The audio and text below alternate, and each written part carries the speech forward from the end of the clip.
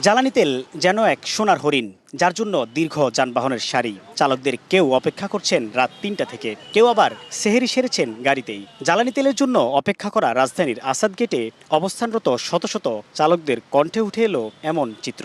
মহাখালীর রেলগেটের ওই পার থেকে লাইন দিছি, এই ৩ ঘন্টায় আমি প্রধানমন্ত্রীর কার্যালয়ের সামনে পর্যন্ত আসছি। কখনো বলে ১ ঘন্টা পর দেবো, 2 ঘন্টা পর দেবো, আর কেউ বলে আসলে দেবো। আসলে তেল সবার কাছেই আছে, কিন্তু দিচ্ছে না। চালকদের অভিযোগ, তেল থাকা সত্ত্বেও মজুত করেছে পাম্প কর্তৃপক্ষ। সিআরি করে বাসার থেকে সাইকেল নিয়ে আইছি ধানমন্ডি থেকে গাড়ি নিয়ে এই জায়গায় এলাম।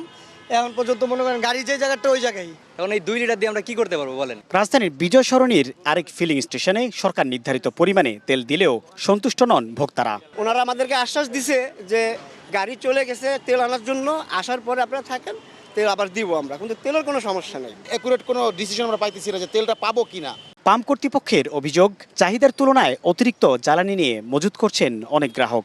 এক্সেস তেল নেওয়া, যেখানে তেল নিত মানুষ 10 লিটার সেখানে নিচ্ছে 30 লিটার 40 লিটার।